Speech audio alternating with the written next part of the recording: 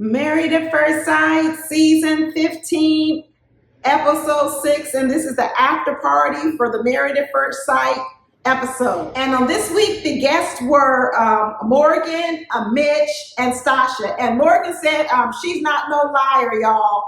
But anyway, the name of the drink was A Son of a Mitch, and the drink had rum, a lime juice, and some simple syrup in it.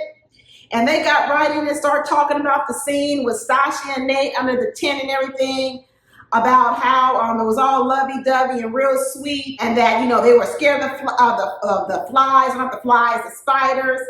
And Keisha and I Pauline was telling Stasha, it looks like you were about to cry a tear when Nate was telling you all those sweet things. And Stasha's like, yeah, I'm trying to be strong. But it's starting to really, get to her and everything. He's really starting to penetrate her heart. She said on the inside, she's looking strong, but on the inside, she's gushing. And she's like, this is everything she ever wanted. So she's trying to hold it all together. And then Mitch chimes in. He says, of all the couples, Nate and Stasha are the most stoic couples of everyone. And Stasha's just saying she likes to have the deep conversations. And when the camera leaves, she says she runs her man a bath. They sit in the bathtub and they have all these deep conversations because they're really trying to get to know each other. And he's talking about he's falling in love, but Stasha's like she's still trying to hold back and she's not trying to fall in love too soon. She really wants to peep him out and make sure everything is real. And so she's trying to hold back, but her feelings are really getting involved in everything. And she's trying to be calm and cool and collected, but inside she's just bubbling up with a lot of emotion. And she said she's doing that because in the past she said she thinks she got ahead of things, that sometimes she didn't know men's real intentions.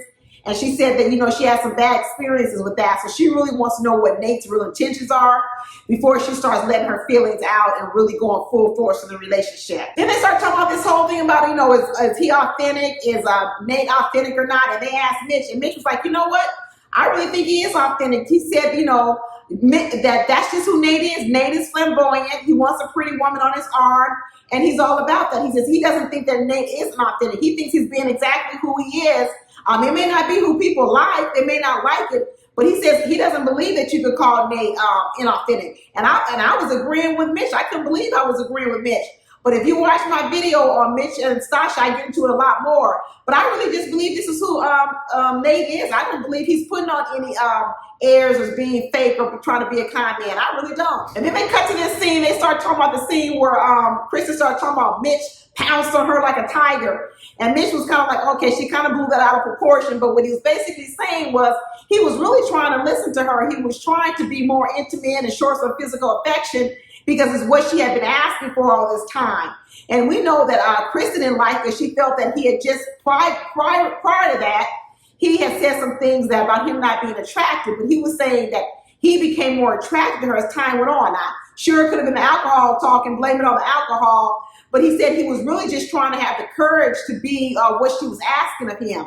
But as we know, Kristen wasn't going for it. She was like, And he was like, he understood it because he said he's dug himself a hole so deep. And at this point in time, he's trying to dig himself out of the hole. He said he really regrets saying and doing a lot of things he said because it's actually harder now digging himself out of that hole. So now he's coming back. He's trying to repair all the damage that he did. And it's actually kind of difficult. And then Keisha and I asked Morgan what she thought. And Morgan was straight up. She was like, I don't understand this man here. Kristen is this wonderful person. She's smart. She's intelligent. She's a pretty girl. And why is he treating this word? Why is he treating her like that? And like I said on my Kristen video, Kristen was telling these people a lot of information because here you have Morgan even saying the same thing. And Morgan wasn't even there the first couple of days.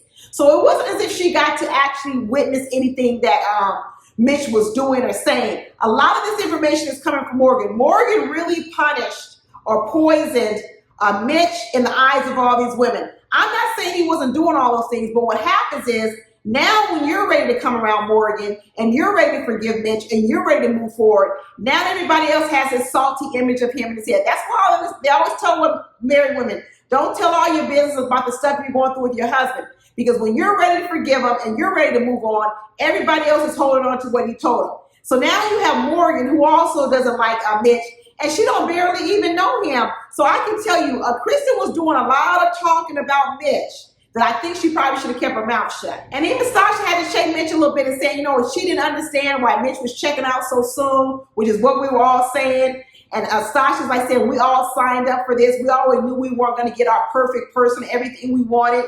So we should have all been open and honest to have something a little bit different than we wanted. And what Stasha was saying to Mitch was, at that point in the beginning, it didn't seem like you were open to anything different than exactly what you wanted. And Mitch acknowledging, like I said, he really regretted some of his actions early on. And he says now he's just trying to make up for it. I guess he like Ben. They're trying to recover. And then they finally show that little scene with Morgan and Ben, and how Ben told her the secret about she didn't have a BSN, but she wasn't an RN, or he said that she wasn't an RN, but she was an RN. And basically Morgan was saying, I'm not lying. And she went on to explain how she had an AA degree and she was an RN with an AA degree. She passed exams, everything. She's been working as an RN, but she didn't have her bachelor's of nursing. But you know what she didn't do? She didn't explain why she put down she had a bachelor's of nursing, even though she didn't. But we know it's only because she said she only had one course to finish. That's not in the eye of the beholder, whether or not that was a lie or not. But she basically said he was trying to extrapolate, at least Ben was, to say that if you had this one little white lie, it could escalate into be even more lies. And Morgan was saying that that's not the truth. But if you watch my video of Morgan and Ben, I think there's more lies than Morgan put on that paper. I think there was, and maybe you don't want to call them lies, maybe you want to call them misleading people, partial truths, omissions, whatever else it was. I believe she did enough of it that really interfered with her match with Ben. I don't think they're a good match. And I think a lot of it is because some of the things she probably wrote down on that survey. And she said they've been having sit downs at this time. After all that went down, they had to sit down. And they're trying to map a road forward and how to build trust again. And it's all about her trusting him again. It's nothing about him trusting her again. It's all about how she has to trust him again. I don't know. She just overlooks the fact that she did anything. It's like she doesn't want to admit any of her part. No matter how small it is, I think she still needs to acknowledge that it probably wasn't right. And then maybe that will make things a little bit better. But right now, she's still just talking about how Ben needs to make things right with her and build so she can trust him again. She said that Ben tried to have sex with her, but she kind of was like, no, it's too soon. She wants to wait. She doesn't want to do anything too soon. I think at this time, Morgan is hip on it. I think she really realizes that Ben's probably not going to be the one for her. I think they're both having doubts about their marriage, and I think Morgan is probably going to start putting the brakes on, and they're going to be using this whole thing about the BSN as the big thing. But I think it's more than that. I think it was more things that Kristen probably didn't say was the truth. Like I told you before, I think that whole thing about her not having babies, that doesn't add up to me. I don't understand how she could have gotten through to being paired with Ben when all her friends know that she doesn't even want kids. And she just said she don't want to come home and be bothered, so she definitely don't want no kids.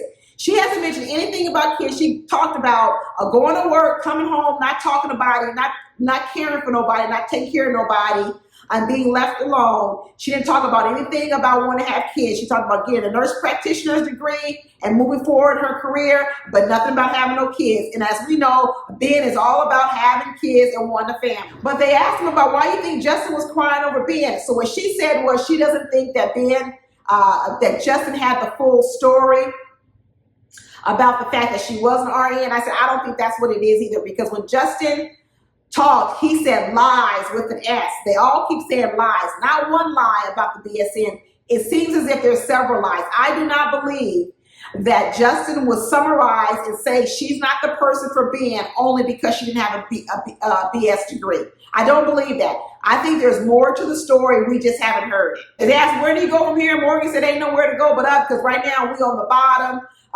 Sasha's like, we just have to keep improving and doing what we're doing. And Mitch is like, he just got to keep digging himself out the doghouse. But Sasha was like, she didn't understand why Justin was crying over Ben. She said she thought it was a little bit too much, crying over somebody else's marriage. Mitch said he understood. Mitch understands everybody. Mitch understands Stasha, everyone. He is being the person who can just get along with anybody. This sure is a 180 from which Mitch turned around when we first met him. I don't know which is the real Mitch. Mitch, the intro, the one we're seeing now. But he definitely has been put on a brave new face and a new cloak of armor. And he's trying to be a new person. I'm all for it, Mitch. Keep it going. Anyway, that's it, y'all. Talk to you later. Bye.